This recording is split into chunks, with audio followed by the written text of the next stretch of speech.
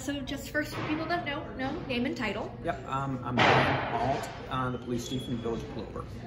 So this evening, the SPASH High School is hosting an event about safety in the community that was prompted by several different threats that happened in December. So first, what do you kind of want to use this event to inform the community about with safety in schools? Well, I think it's just a perfect opportunity for everyone to get together collectively. I mean, we've got Stevens Point, Plover, the district attorney's office, the school district, and really show that we are working together, that we do have a unified message, and we are listening.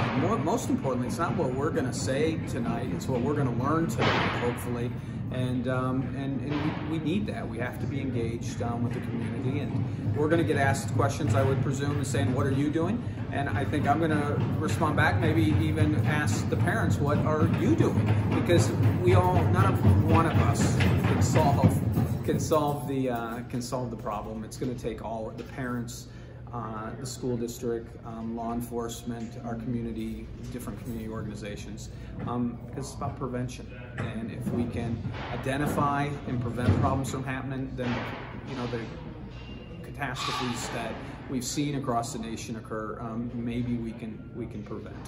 So how does the Plover Police Department work with the school system here in the Stevens Point area? Sure. Well, we have Stevens Point SPASH schools, and when I say SPASH schools, we have elementary schools that are part of the Stevens Point School District in Plover. But we also got to remember we have our private schools. We have, in Plover, we have St. Bronze, but there's Pacelli up here in Point.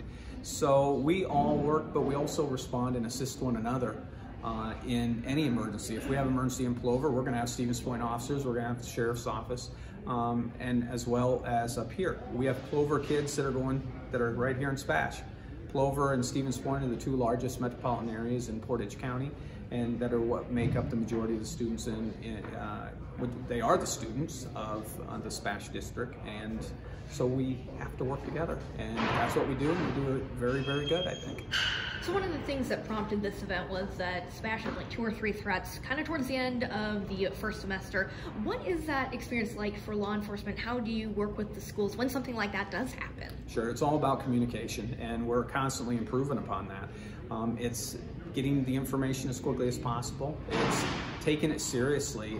Maybe in years past things weren't taken as seriously as they are today. But today's are different times than they were. I think when we start talking the first school shooting, what comes to everybody's mind, and it's Columbine. And those events prior to Columbine, we just didn't hear of that kind of violence in our schools. Granted, they were there, but the type of violence we saw with Columbine really woke up law enforcement, woke up our country in how do we respond, how do we prevent these things, and when something bad and tragic happens, what can we do to resolve the problem as quickly and as safely as possible. It's about protecting our kids. And we're all here to show that we take it seriously. But again, it takes all of us to be able to do that. So you've talked a lot about communication. What sort of communication does a police department need from the community to help keep kids safe in school? Sure, we need to hear. We need to hear when there are problems. We always hear if you see something, say something kind of mindset. And that's what we hear, identifying problems at home with your child that you may see that are alarming and concerning. A lot of times parents go into that protective mode and are sometimes maybe even afraid to address an issue because of the perception. I think mental health plays a big part in this, and so helping educate the community and law enforcement and the school district on how to identify mental health concerns. Bullying, I strongly have been a big advocate for anti-bullying initiatives, and I believe that makes up a big proponent. Recognizing the behaviors that lead to violence and then not being afraid of reporting them, and or the consequence of reporting something before it happens. And working together to address those kind of issues, I think we're going to have the best ability to prevent anything tragic from happening.